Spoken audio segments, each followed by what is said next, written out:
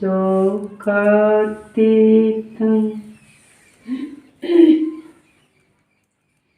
परमं सरलं शिष्यवृन्दे रक्षयं नित्यं सत्यं कमलसदृशं त्रैगुणातीतभूतं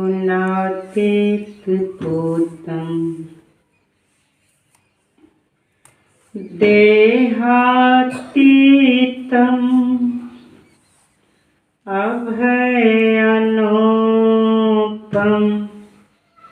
भूयो भूयो नमाम्यहम्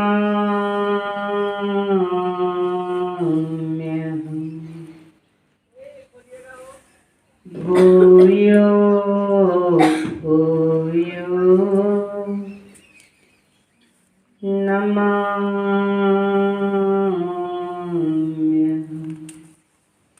भूयो भूयो नमाम्यहम्।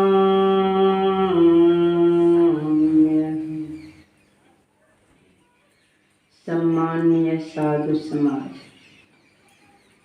सत्संग प्रेमी सज्जन प्रेमी, धर्मशिला माताओं तथा भक्तिमती बहनों, प्यारे बच्चों,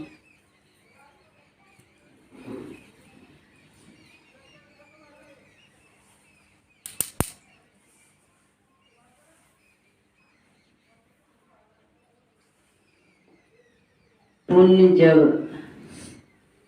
प्रकाष्ठा पर हो जाता है, किसी न किसी तरह से ऐसे जगह में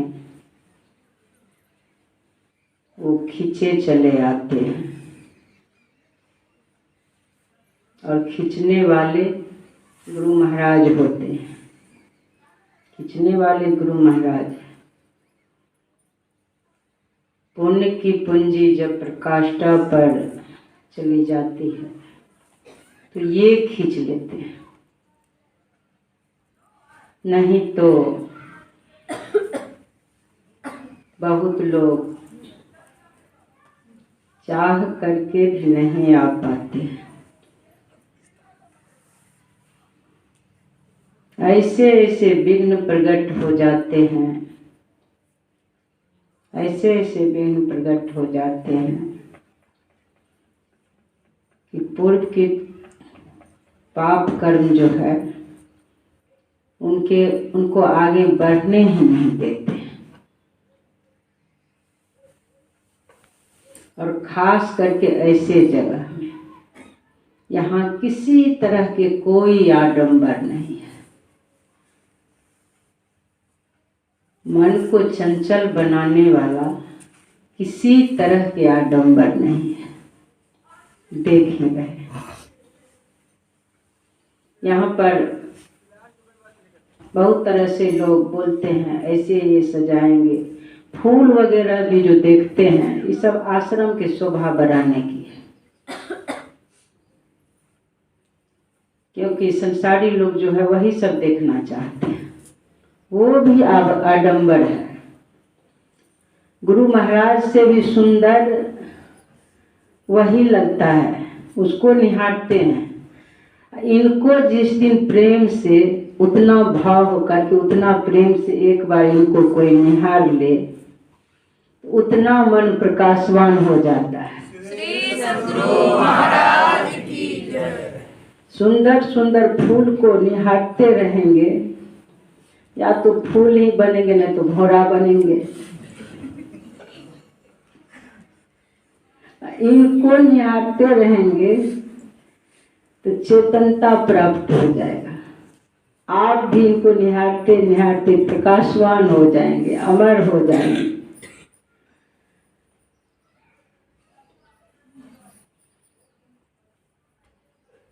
परम सुख स्वरूप हो जाएंगे। विचार कीजिए,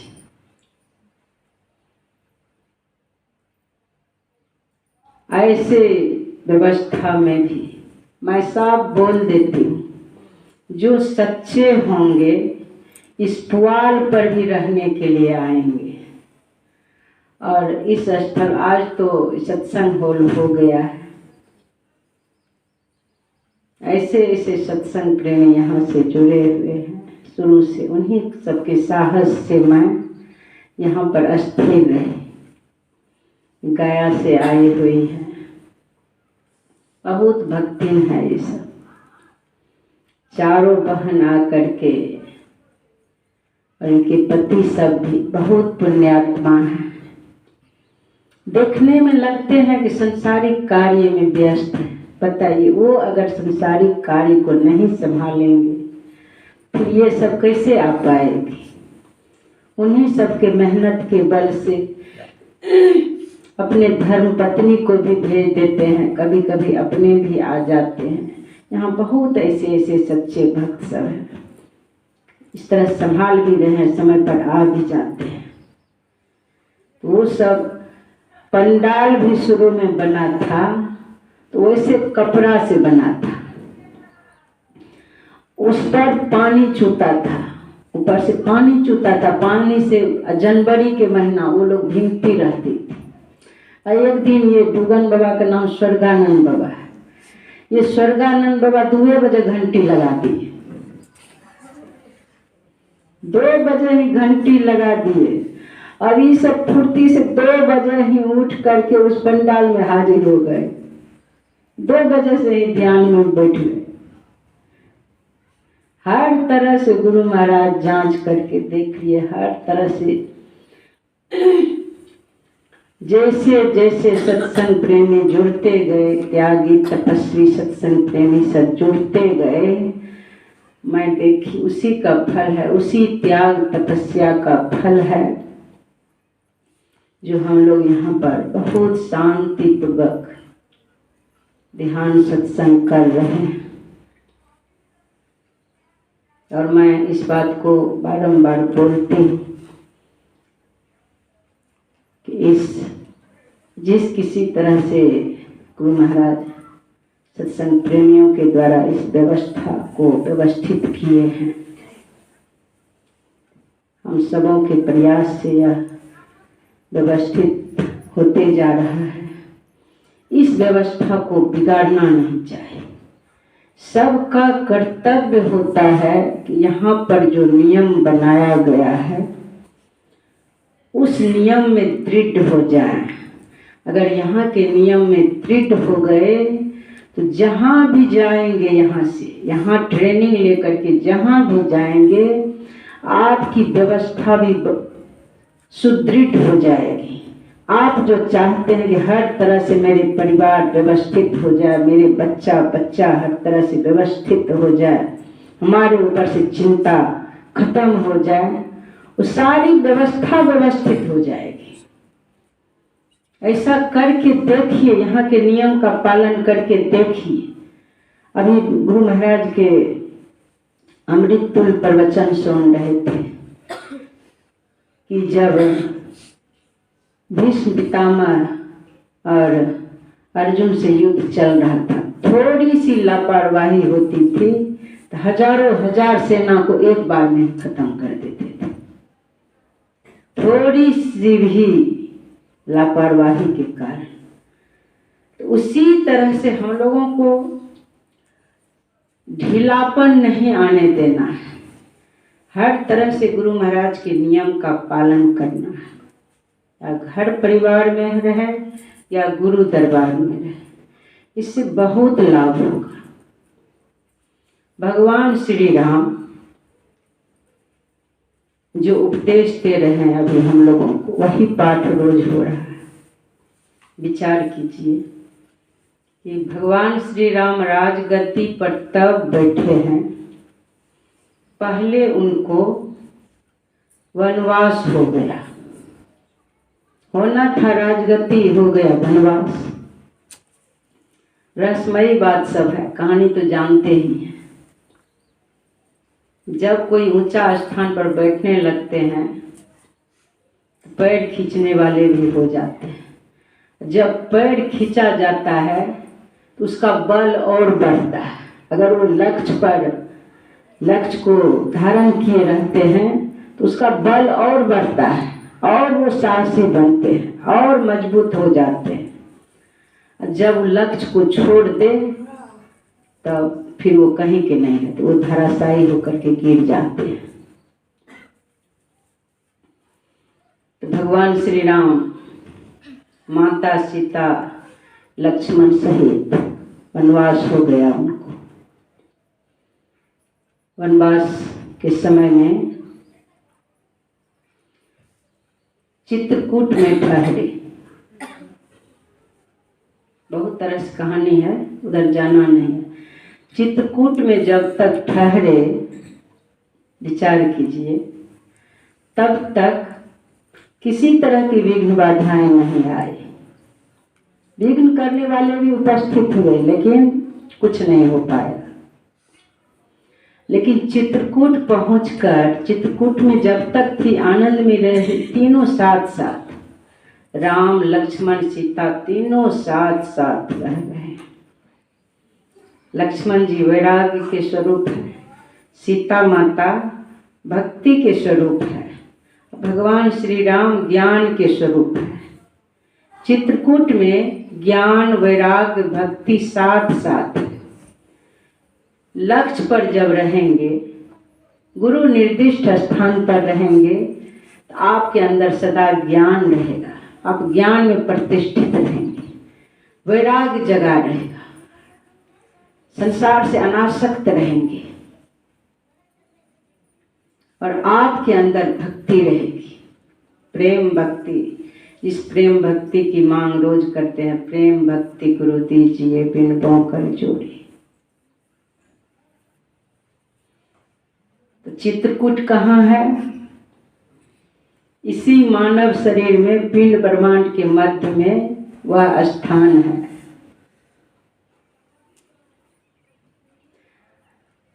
कहानी के द्वारा बताया जा रहा है। सीता माता जैसे देखती है इस जंगल में, इस चित्रकूट में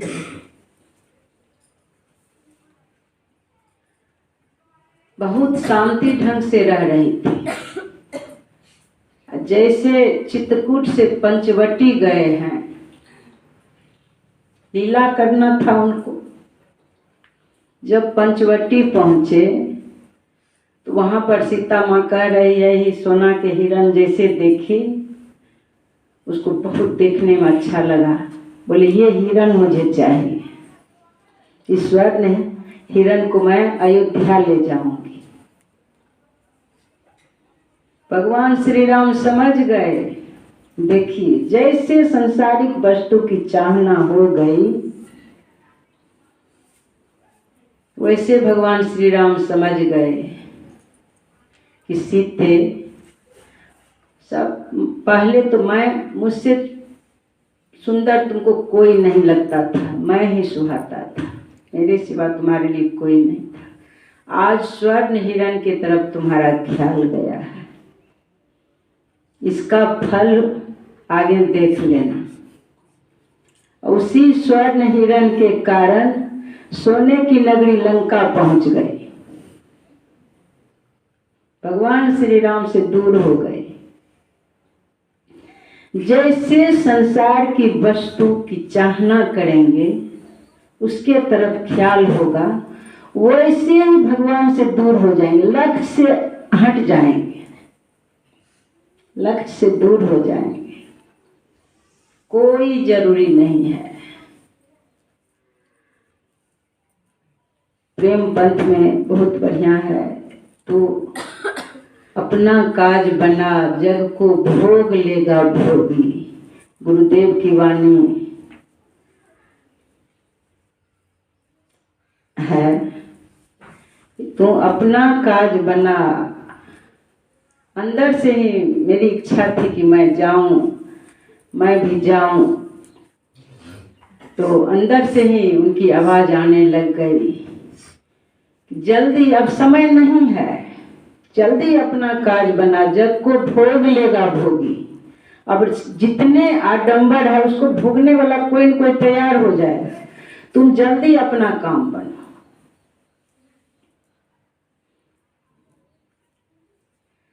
और देखिए जब सीता चली गई, सीता भक्ति स्वरूपा है, वो शांति स्वरूपा भी है। अंदर की शांति जब चली जाती है तो भगवान श्री राम बहुत तड़पे हैं। उसी तरह इस मनुष्य के अंदर से भी वह शांति चली गई है।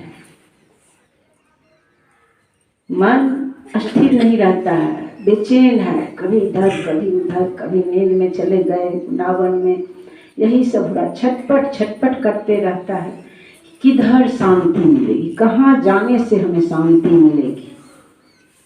मुझे भी एक सत्संग प्रेमी कहने आए थे,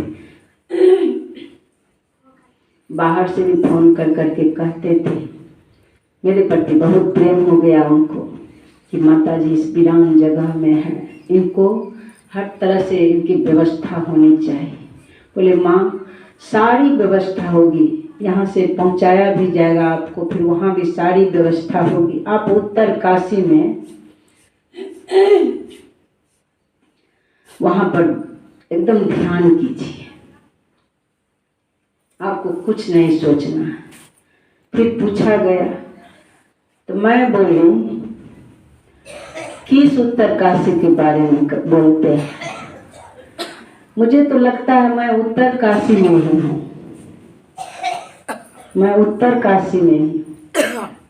कहाँ जाना है? अब तो भागना है, अपने अंदर भागना है।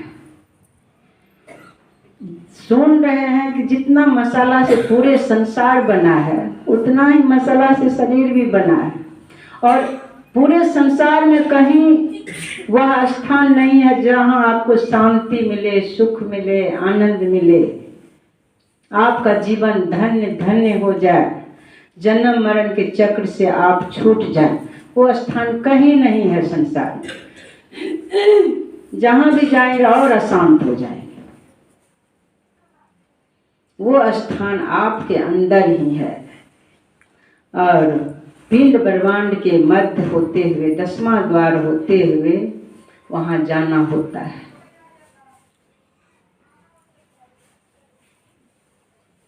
और भगवान श्री राम के जीवन से जब सीता चली गई, शांति स्वरूपी सीता चली गई है, उसी तरह से यहाँ भी सबके अंदर से शांति स्वरूपी सीता, जिसको अंदर में है तब तो साथ है, नहीं तो शांति स्वरूपी सीता को मन रूपी रावण हरण कर चुका है।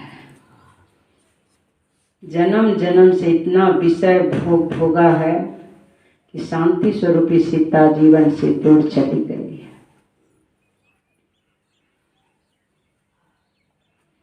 शांति स्वरूपी सीता को प्राप्त करने के लिए फिर भगवान श्री राम को क्या नहीं करना पड़ा, रावण से युद्ध करना पड़ा। भारी युद्ध हुआ है, ऐसे ऐसे युद्ध हुआ है, पता है आप लोग जानते ही हैं कहानी।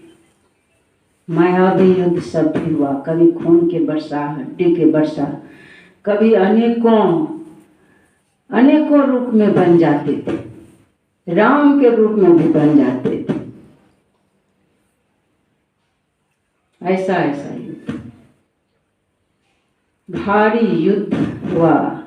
अंत में रावण को मरना मुश्किल था, जानबे करते हैं किस तरह से हनुमान जी मंदोदरी माता से वो तीर, जिस तीर से रावण मरता, वो किस तरह से खंभा में बंद करके रखे थे। कैसे हनुमान जी लाए उस बाण से, जब भगवान उसी तीर से रावण का संहार हुआ। 10-10 सिर काट देता था, फिर वो सिर जुट जाता था। वही है मन। देखिए वहां से हटा लेते हैं, फिर उधर भाग जाता है, फिर वहां से हटा लेते हैं, फिर भाग जाता है। ऐसी स्थिति है इस मन रूपी रावण की। इस मन रूपी रावण से युद्ध करना पड़ेगा, भारी युद्ध करना पड़ेगा। और युद्ध के द्वारा ही शांति स्वरूप, युद्ध में मन रूपी रावण का जब संहार होगा तब शांति स्वरूपी सीता हमारे जीवन में आएगी। रावण का संहार करके तब माता सीता को भगवान श्री राम लाए हैं, तब उनका राज्याभिषेक हुआ है। तब सभी प्रजाओं को, गुरु भी हैं, अंतःपुरवासी हैं, सारी प्रजा हैं, तब वहाँ उपदेश दिए हैं। भगवान कह रहे हैं बहुत भाग, बड़े भाग मानुष तन पावा, सुर दुर्लभ सब ग्रंथ नहीं गावा। यह मनुष्य शरीर बहुत भाग से मिला है, जो शरीर की देवताओं को भी दुर्लभ है। बताइए, देवताओं को भी यह शरीर दुर्लभ है। कहेंगे कैसे है देवताओं को दुर्लभ? देवता के अंदर 10वां द्वार नहीं है। देवता परमात्मा तक नहीं पहुंच सकते हैं, वो सब बंधन में है। मनुष्य ही है जो परमात्मा तक पहुंच सकते हैं। उसके लिए बिल्कुल अपने आप को समेट लेना पड़ेगा। सारे उछल कूद, सारे इंद्रियों का उछल कूद छोड़ करके बिल्कुल अस्थिर हो जाना पड़ेगा।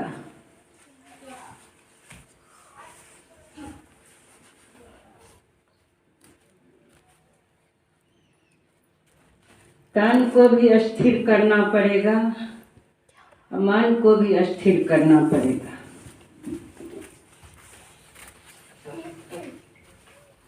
जब अस्थिर होंगे तब कुछ मिलेगा। संसार को देखना सुनना सब कुछ छोड़ देना है। देखेंगे तो गुरु महाराज को ही देखेंगे, बात करेंगे तो इन्हीं से करेंगे,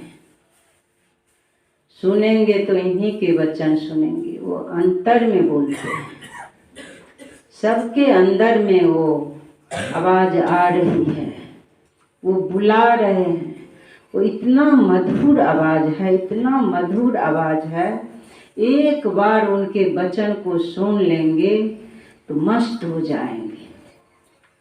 तब तो ऐसी स्थिति हो जाएगी, भया जे हरि रस पी मतवारा, 8 पहर झूमत ही बीते डार दियो सब घारा। सब भार वो उठा लेते हैं। और किसी तरह से भी आप लोग यहाँ चले आए हैं, विचार करेंगे,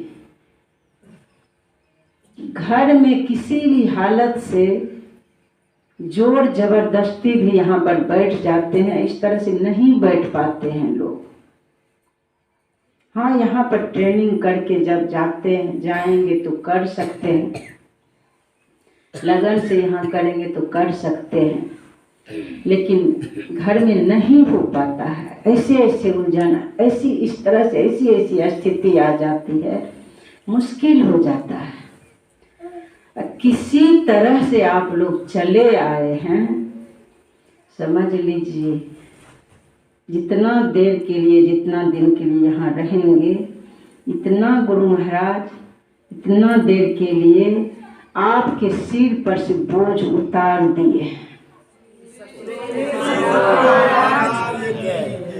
इस मानव शरीर, यह मानव शरीर इतना देर के लिए धन्य हो गया है। सिर पर से वो बोझ उतार करके आपको खींच करके ले आए हैं। इतनी कृपा है इनकी। ये चाहते हैं कि जल्दी से जल्दी बोझ हट जाए, मरने से पहले ये बिल्कुल मुक्त हो जाए, इनकी छुटकारा हो जाए, ये बंधन से छूट जाए। किसी तरह से संसार को टाट करके यहाँ पर आ गए। इस साधारण बात है, यही छुटकारा होते होते, छुटकारा टाटते संसार को टाटते एक दिन बिल्कुल संसार सागर से परे हो जाते हैं। यही थोड़ा टाटते एक दिन यह जीव बंधन मुक्त हो जाता है। निर्बंध अवस्था को प्राप्त कर लेता है। तो किसी तरह से आप लोग टार करके आ गए हैं, तो संसार रूपी राक्षसी पर विजय प्राप्त कर लिए। ये रिश्ते नाते सगे संबंधी जो भी देख रहे हैं, विचार कीजिए, जब मर जाएंगे तो कोई साथ नहीं जाएगा, या आप भी उनके साथ नहीं जा सकते हैं। ये जो पांचों तत्व का शरीर है, मिट्टी, जल, अग्नि, वायु, आकाश तत्व से जो बना हुआ है, ये यहीं पर पांचों तत्व पांचों में मिल जाता है।